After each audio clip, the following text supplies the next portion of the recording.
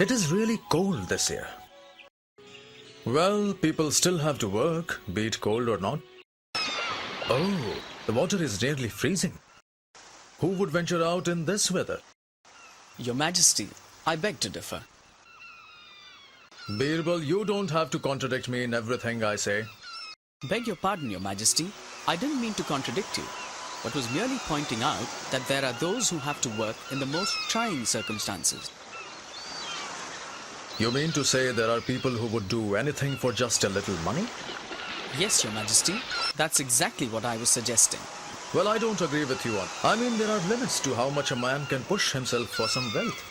Your Majesty, there are people in your kingdom who, due to circumstances, take up any challenging task if assured of a suitable reward. Why not put this theory of yours to test and find out if it is true? Can you find someone who would stand in this freezing pond all through the night? I would reward the person with 10 gold coins for doing so. Even for so small a reward, there will be people willing to perform the task you have in mind. Your Majesty, I am very confident I can find such a person. Well, why don't you prove it and find a person?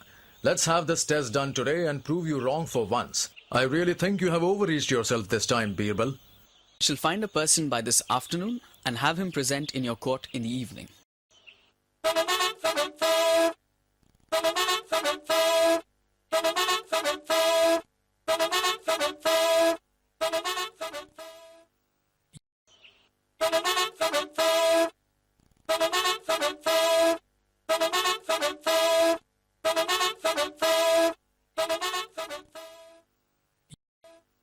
Your Majesty, I have found a person to take up your challenge. He's waiting outside for your permission.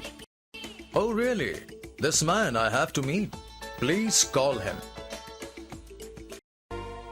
Greetings, Your Majesty. Has Birbal explained the task you need to perform?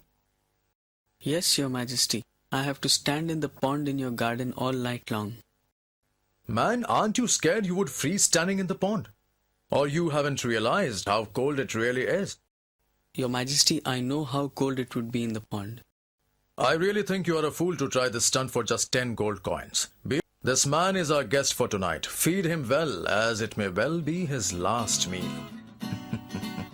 I'll see you both in the morning then. So Birbal, how has your man fared at the task he was set? Your Majesty, why not ask him yourself? Greetings, Your Majesty. So tell us, how was your night? It was not very comfortable, Your Majesty, but I got through it with the Lord's blessings.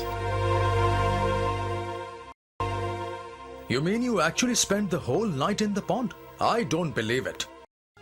I really find it difficult to believe you could do that. How did you manage? What did you do? How did you pass the time? Well, Your Majesty, it was very difficult in the beginning with the cold getting to me. But then I started watching the lamppost at the lakeside and spent all night looking at it and praying. Aha! There, your secret is out. You must have been getting the warmth of the lamp and thus managed to stay in for so long. I knew it. It wouldn't have been possible for you to do it otherwise. How dare you try and cheat? However, I won't punish you for it, as I can understand how difficult a task it was. But you can certainly forget about any reward. But Your Majesty... Stop! Enough! I don't want to hear anymore. Guards, escort this man out of the court.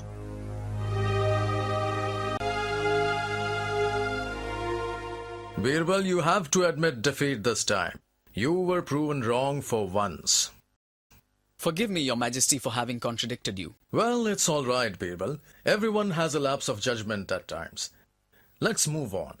Your Majesty, I beg your pardon, but I have a domestic problem that needs to be solved. I seek your permission to leave now and return to the court later in the afternoon.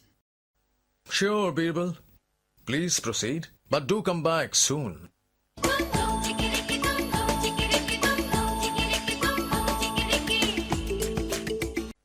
Where is Birbal? Hasn't he returned from home yet?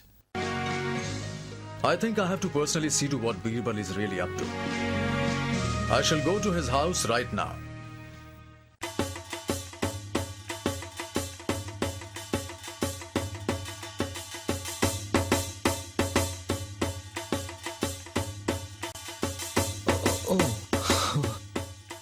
Welcome, Your Majesty. Long live Emperor Akbar.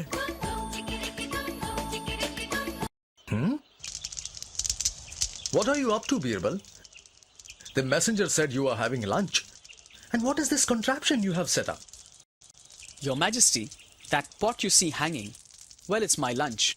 I'm preparing vegetable stew. Alas, it's not ready yet. Birbal, are you out of your senses? How will it get cooked if you hang the pot so high above the fire?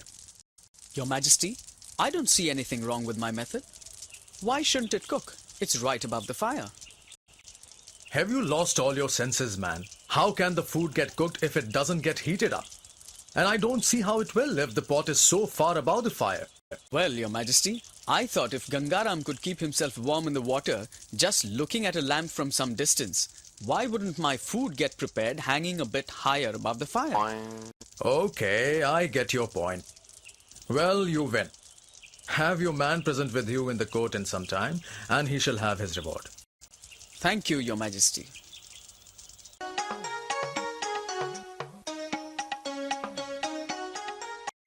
And Birbal, the method you chose left no room for any doubt about the correctness of your argument. Bravo.